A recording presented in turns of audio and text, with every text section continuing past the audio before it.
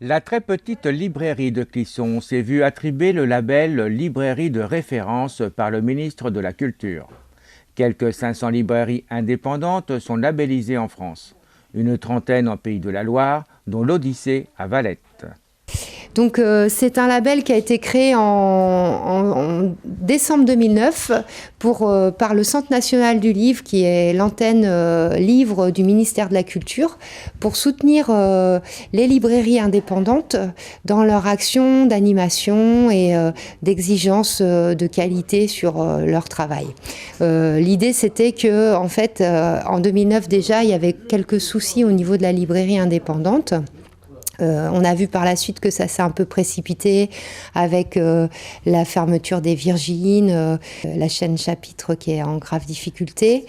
Donc le ministère de la Culture a commencé à se rendre compte que les librairies étaient en danger et donc tout l'ensemble des acteurs du livre, les éditeurs, les auteurs, allaient être menacés parce que s'il n'y a plus de lieux pour vendre les livres des maisons d'édition, des grandes comme des petites, et bien après, les maisons d'édition, elles ferment, et après, les écrivains ne peuvent plus vendre leurs livres, donc ils n'ont plus de travail.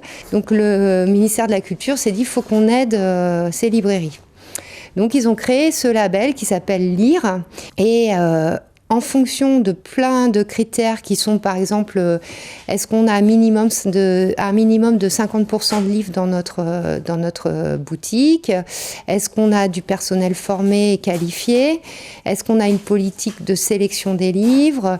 Est-ce qu'on a une politique d'animation autour du livre? Tous ces critères vont faire qu'on se verra ou non attribuer le label.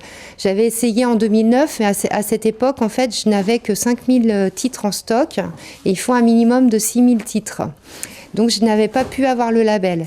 Et puis là, j'ai un peu grossi mon stock, donc j'ai eu le label LR, Librairie de référence. Donc, c'est un petit peu en dessous du label Lire, parce que pour avoir le label Lire pur, il faut avoir 12% de la masse du bénéfice qui va vers des salariés, vers des salaires. Or, moi, je suis toute seule, je suis gérante, donc j'ai un salarié à mi-temps, mais ça ne fait pas assez pour rentrer dans la case.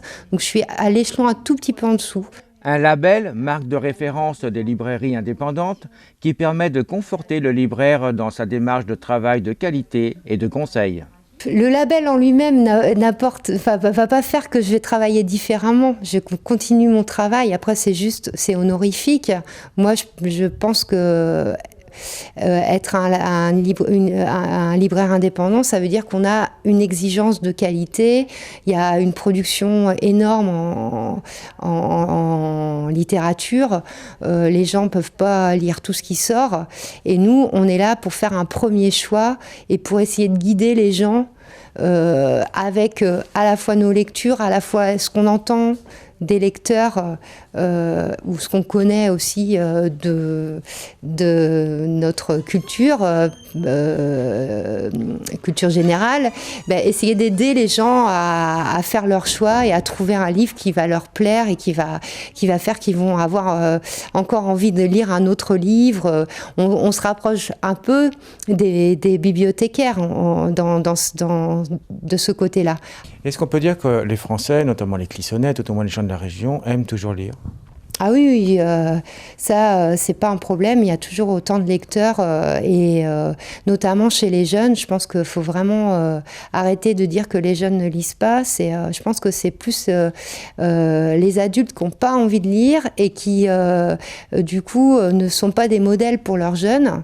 Parce que par expérience, notamment l'expérience des chocolats littéraires qu'on mène depuis 4 ans dans la librairie avec un groupe de 15 ados, des ados qui ne sont pas forcément des gros lecteurs a priori, eh bien, ils reviennent avec joie chaque mois, ils en redemandent puisque des collégiens qui participaient à ce chocolat littéraire ont décidé de créer un club de lecture maintenant qu'ils sont au lycée en autonomie.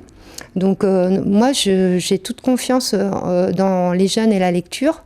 Je pense qu'il faudrait arrêter d'avoir un discours, que les adultes aient ce discours comme quoi les jeunes n'aiment pas lire. Parce que plus on le dit, plus on le croit et c'est faux, quoi.